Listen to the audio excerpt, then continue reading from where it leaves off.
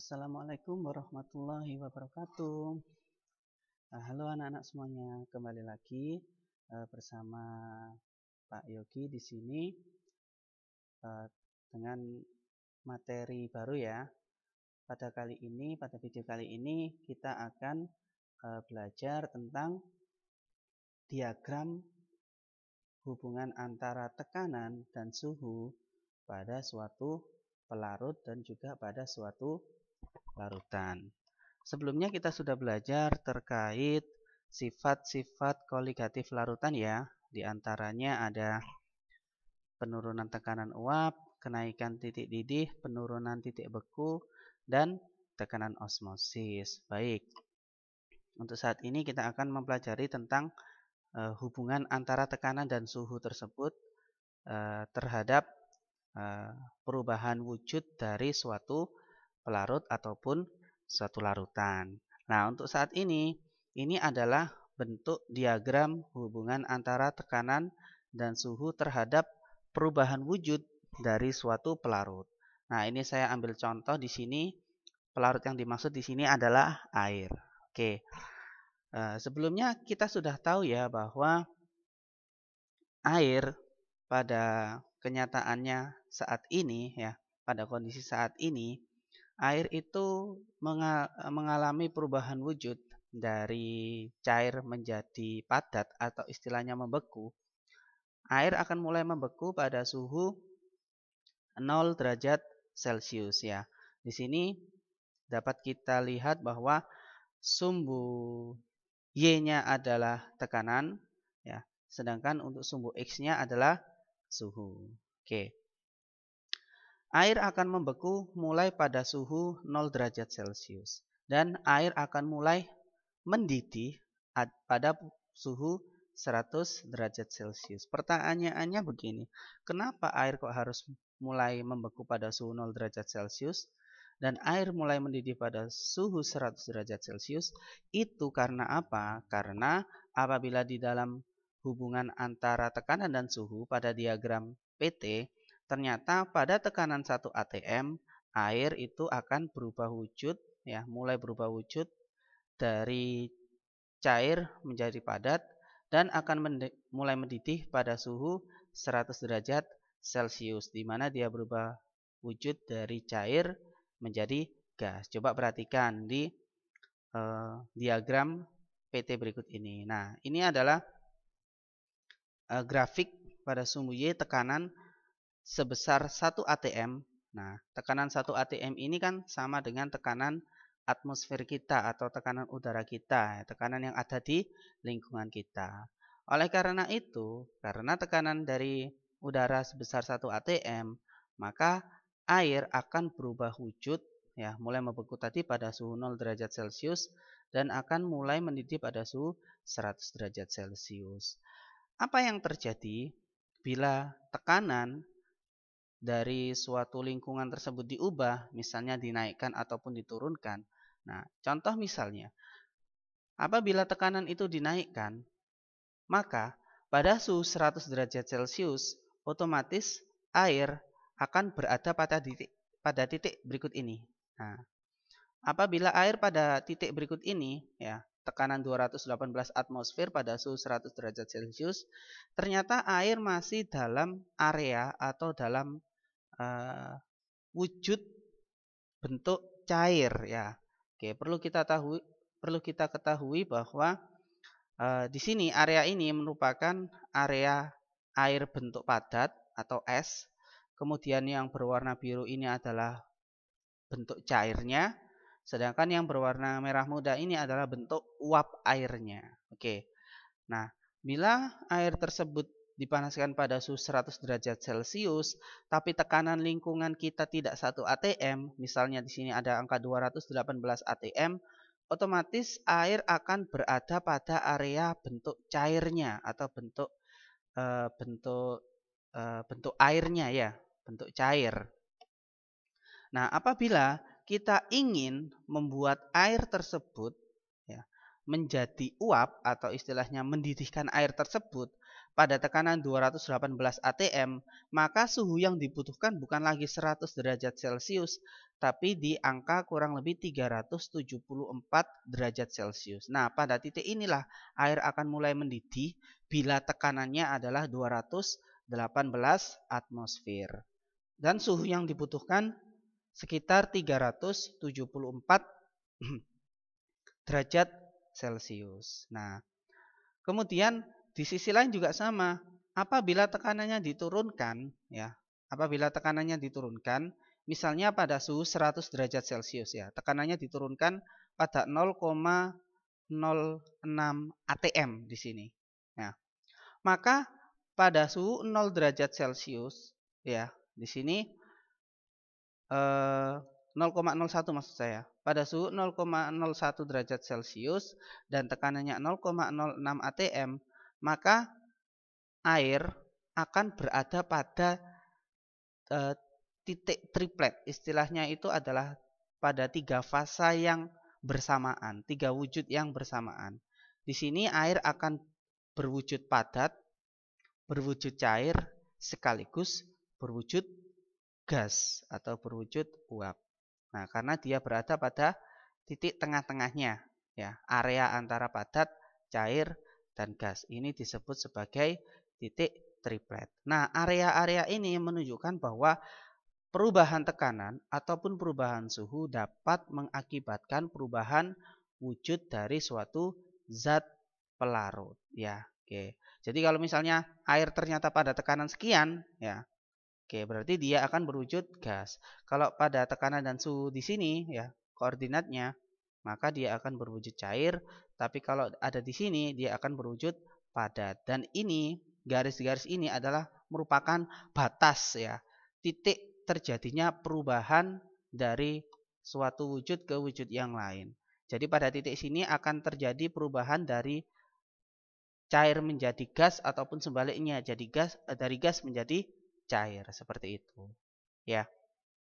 Oke, itu adalah diagram tekanan dan suhu pada suatu pelarut. Nah, yang kita bahas selanjutnya itu adalah diagram tekanan dan suhu antara pelarut dan juga larutan.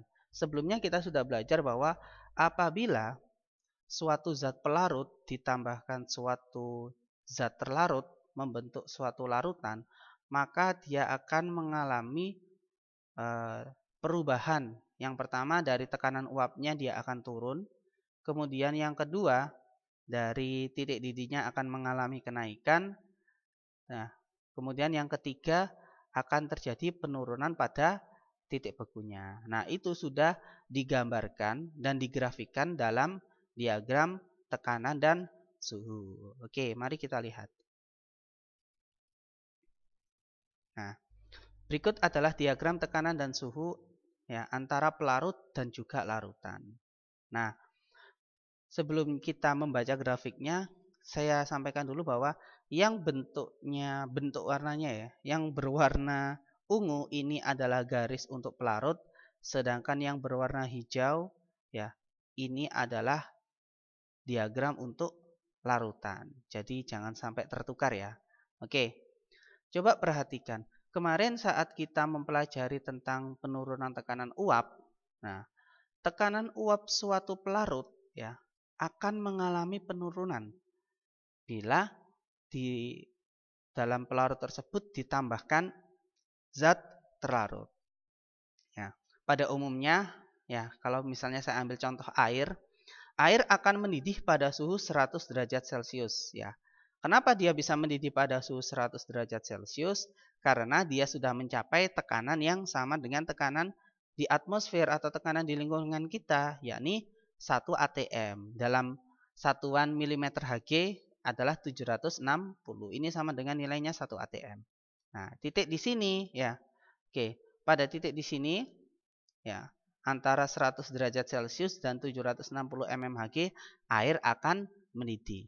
Tetapi bila air tersebut kita tambahkan suatu zat terlarut, misalnya bisa garam ataupun bisa gula, maka air tersebut akan mengalami penurunan tekanan uap. Ya. Oke, penurunan tekanan uap, di mana tekanan uapnya akan mengalami penurunan sebesar delta P. Nah, pada titik di sini ini adalah tekanan uap suatu larutan mengalami penurunan. Alhasil, pada tekanan uap sekian, ya, larutan tersebut belum lagi mendidih. Ya.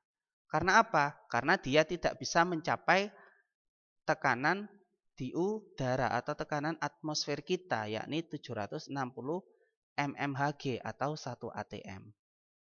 Nah, perbedaan antara tekanan uap larut dan tekanan uap larutan di sini itu sebesar delta P atau besarnya penurunan tekanan uap. Oke.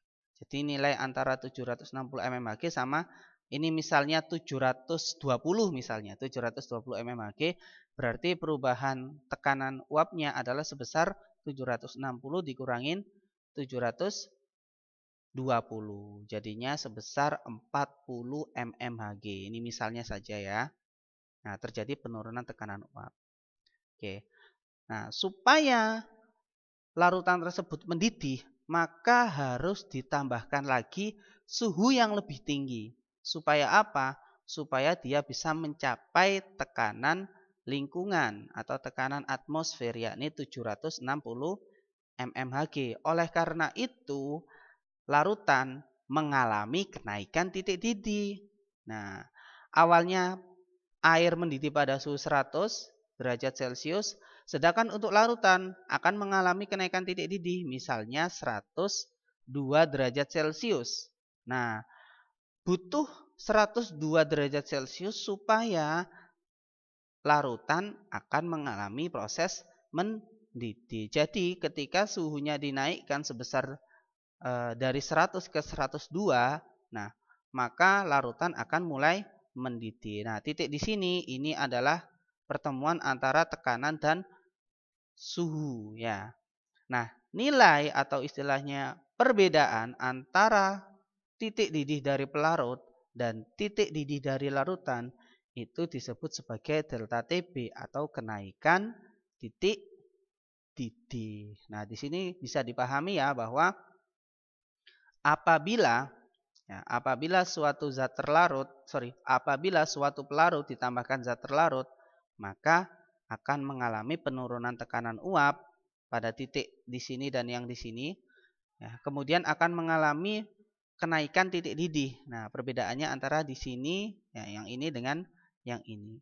Ini yang 100, ini yang 102 derajat Celcius. Jadi nilai delta TB-nya sebesar 102 dikurangi 100, yakni 2 derajat Celcius. Jadi ada kenaikan sebesar 2 derajat Celcius. Oke.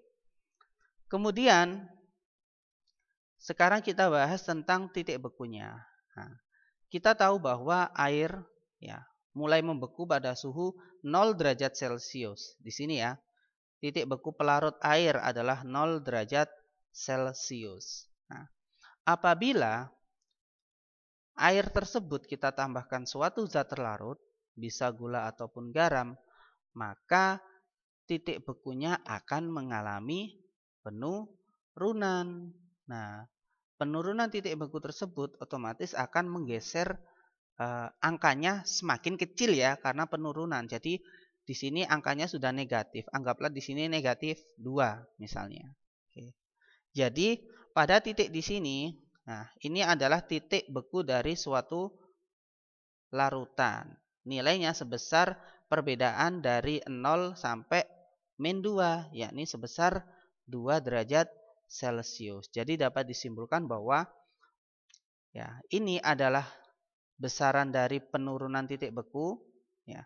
Ini adalah besaran dari kenaikan titik didih, dan titik ini adalah besaran dari penurunan tekanan uap. Jadi dapat kita pahami bahwa akan terjadi penurunan tekanan uap, kenaikan titik didih, dan penurunan titik beku apabila kita tambahkan suatu zat terlarut ke dalam suatu pelarut yang dapat membentuk larutan. Dan ini adalah diagram hubungan antara tekanan dan suhu dari suatu pelarut dan juga larutan. Jadi kalau misalnya ditanya nih, apabila suatu larutan berada pada titik di sini, maka dia akan berwujud cair.